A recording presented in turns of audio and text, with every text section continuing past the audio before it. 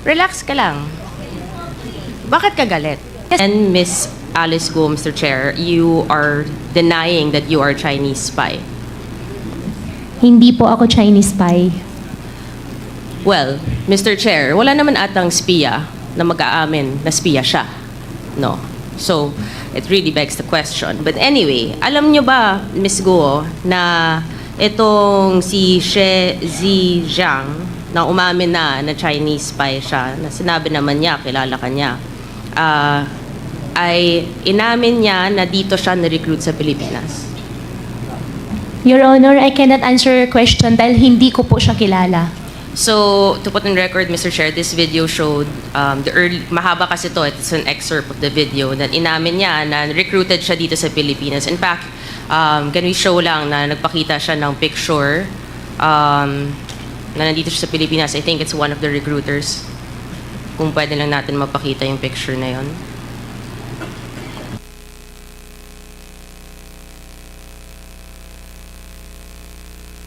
So, ito. Wala kang kilala dito.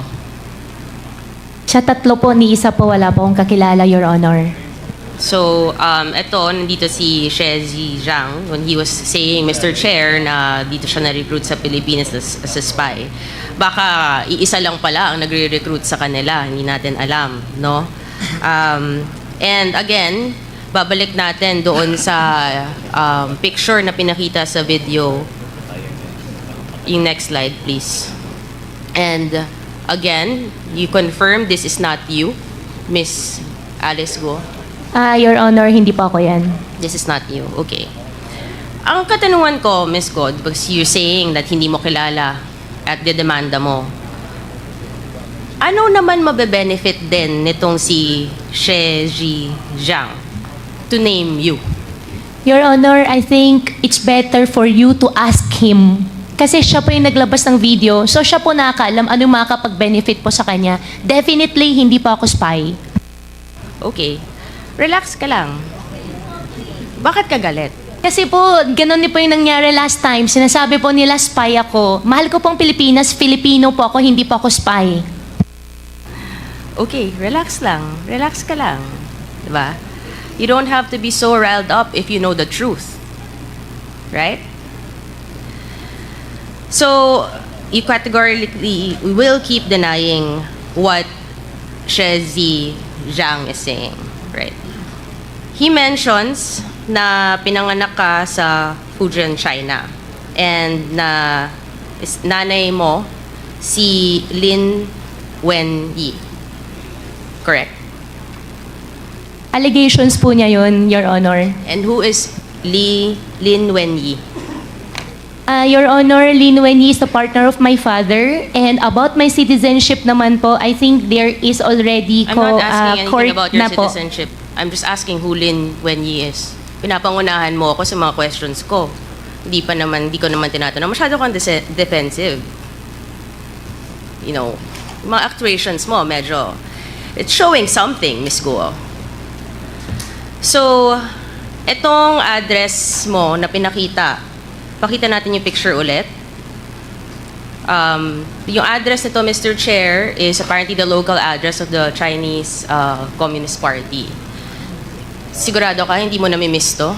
Walang memories? Never ko po nakita, Your Honor. Baka lang, may emotional ka ngayon eh. Baka lumabas ang emotions mo dito. Ano? Your Namimiss Honor, mo. emotional po ako dahil unfair po para sa akin, para sabihan po ako na spy po ako. Okay, I'm asking about your house now. So, eto, Your Honor, that's not my house. okay, this is in Fujian. Balik lang natin sa last hearing na meron pinakita si Congresswoman Luistro, no? Yung nagko-congratulate yung people of Fujian sa kanya. So, kung hindi ka taga dito, at mukhang taga dito naman yung sinasabi nilang bahay nila, bakit naman din? Pakita nga natin ulit. I think we have that, no? That the people of Fujian was congratulating the first mayor na naging mayor dito. Yan. We have a translator here. Do you understand what is written? Yes, this is like congratulating for winning as the mayor. Okay, and then these are the people who prepared this congratulatory page. Those are the people, yung mga pangalan. Below, yes po. Okay. Baka kunin natin, Mr. Chair, yung mga pangalan na yan. Yeah, can you please post it again? Yan. Oh. Sino-sino yan? It is from Jinjiang, Jinjing Shen. Yeah, it's an association of the hometown. It's in Jinjing Shen. Which is in Fujian, I think. Yes, it is. Which is basically where what we saw in this video, Mr. Chair, kung saan talaga sinasabing galing ang si Miss Alice Guo, no? And then itong si Lin Wenyi, na tinatanggi naman po ni Miss Alice Guo na hindi mo nanay, no? Which later on, nakakalungkot if she really is your mother, na you're denying your ties to your mother. Sinabi din sa documentary, Mr. Chair, na umalis nga daw siya, sabi ng mga residente doon, na umalis siya towards the end of 2002. From the previous hearings, we have a copy of the Special Investor Resident Visa. Yung next slide, please. Yan. Na dependent siya ni Lin Wenyi. Galing nga sila from Fujian.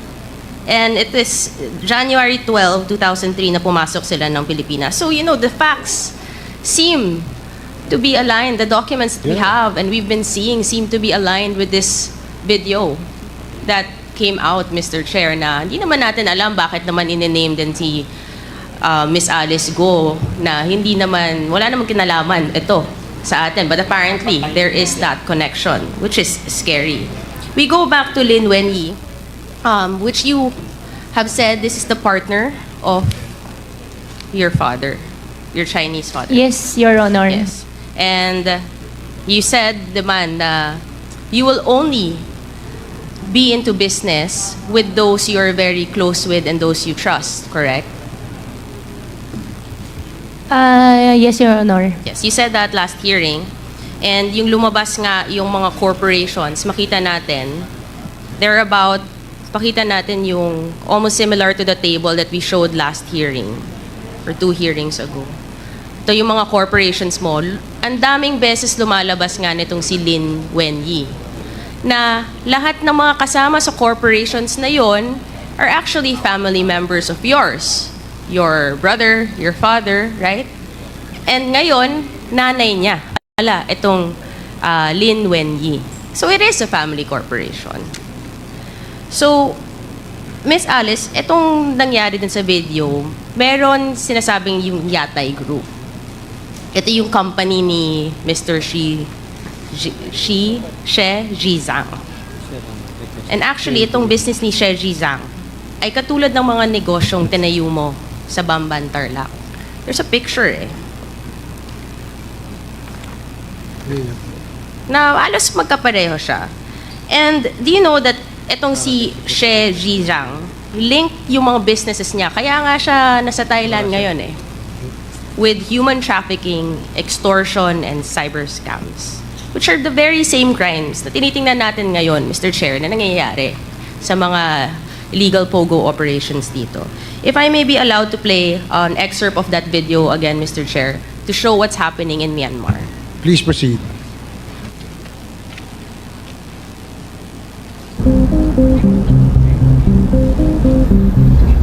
It's one of Asia's most mysterious cities.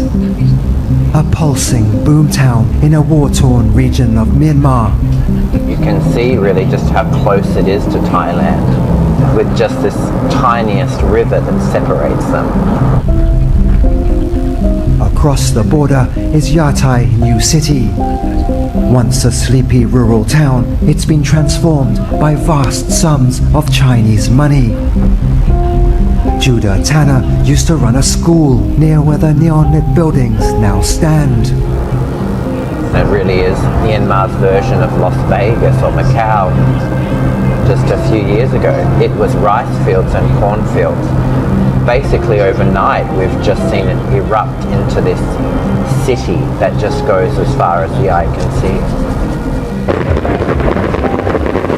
It's Lunar New Year.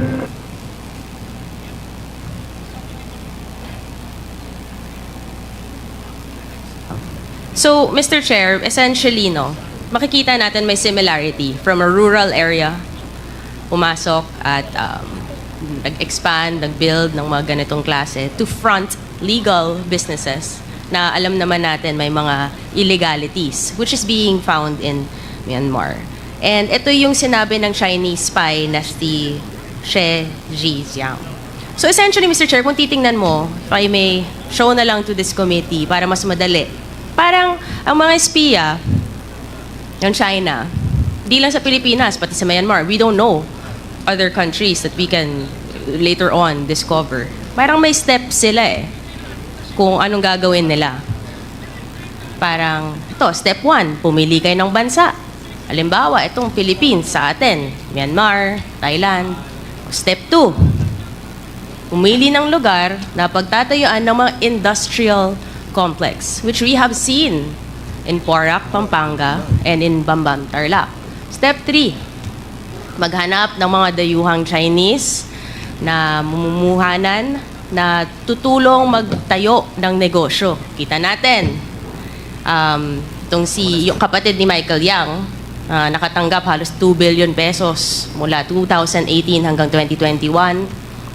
Si Zhang Yujin, na nakita natin guilty sa Singapore para sa kasong money laundering na incorporator ng Baofu. At yung si Jiang Zhongguo, yung ama ni Alice Guo, na incorporator din, na sinasabi nga niya, yun yung nagsimula, di ba? Na nagpondo rin sa kanya sa mga businesses. There's this trend, Mr. Chair, no? Na galing sa Chinese, nagsisimula, or kung grandfather man, ganito yung mga paulit-ulit na kwento Then there's step 4, kukunin ang mga loob ng mga residente at gawing dummies. Nakita natin, I think, di ba may mga nag-surrender, I think over the past few days, Mr. Chair. Itong sina Thelma Laranan, Rowena Evangelista, tindahan sila ng mga gulay, no?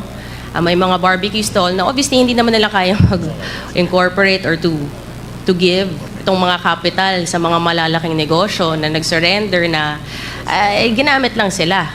I don't know kung paano nila ginawa ito. Basta kinukuha nila yung loob ng mga residente kasi syempre may mga pangangailangan siguro at hindi naman nila iniisip kung ano yung magiging repercussions. Then there's step 5 na maghahanap ng makapangyarihan na tao na may pera at impluwensya sa gobyerno na alam natin na tinatanungan natin na ngayon hindi na natin makita, Mr. Chair, ang dating presidential spokesperson na kita natin, tinulungan niya, bigyan ng permit, ang mga pogo, known personality who's the lawyer and owns several properties connected to what we have been seeing the past few hearings. Then there's step 6, mag-incorporate na ng mga kumpanyang mukhang legitimate sa una. Diba? Nabigyan na natin ng lisensya tong Hongshen. And then na-raid yung Baofu compound. Yung Lucky South 99 nagsimula as a BPO, sa BPO at real estate industry. Ngunit inamend na yung AOI niya noong February, doon na pumasok yung POGO. So they can start incorporating in the guise of a legitimate business na mamaya magiging illegal naman. Then there is the next step, magkakaroon nga ng corporate layering na. At nakikita natin sa mga different corporations like Baofu, itong mga corporation ng mga Yangs, itong mga corporations nila Miss Alice Guo. Nakita natin sa Matrix today, there are so many corporate layers na pag tinignan mo, it all ties back to 2 personalities who are here. Actually, 3 personalities who are here na magkakasabwat, Mr. Chair. And of course, step 8. Then, dito na, pag nangyari na tong lahat, magkakaroon na ng illegal na gawain na may mga human trafficking, money laundering, illegal gambling, love scams, tax evasions, at iba pa. You know, Mr. Chair, nakakalungkot. So ito, titingnan natin, steps 1 to 8. Mukhang ito ang, kumbaga, standard siguro nila or mission order ng mga espiya na to. Na nakakalungkot na pumasok sila ng Pilipinas. Pinayagan silang pumasok ng Pilipinas dahil bawal sa kanilang bansa itong mga gambling, offshore. Pumasok ang China dito.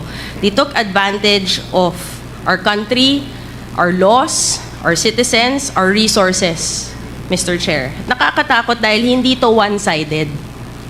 Lahat ng mga steps na to, mangyayari lang at pupunta sa next step kung pinayagan to ng gobyerno. There are steps and there are processes. At sinabi ni Ms. Alice Go na our government agencies can prove naman daw. 'Di ba? Kasi alam niya, hindi naman gagalaw to, hindi mangyayari to kung walang approval ng mga government agencies. So paano to nakalusot, Mr. Chair? Yun yung tinitingnan natin. Kaya natin ginagawa to. Yung government ng Pilipinas natin, paano nangyari to? Paano nakapasok ang China dito? Paano nakalusot ang isang Chinese spy dito? At malala, paano naging parte ang isang Chinese spy sa gobyerno natin na binoto ng mga Pilipino? Paano nangyari to? Sino ang pumayag na mangyari to? Akala ko ba, Mr. Chair, diba, the Philippines is not for sale? Yun yung sinasabi. Baka kaya naman palang the Philippines is not for sale dahil siguro as early as 2017 ay nagsimula tong lahat ay mukhang nabenta ng Pilipinas. So sino ba ang nagbenta ng Pilipinas sa China? Yun lang po, Mr. Chair. And I will end again to Ms. Alice Guo with the message of your fellow Chinese spy to you. So sana medyo matauhan ka ng konti. Can we just play that message na lang po?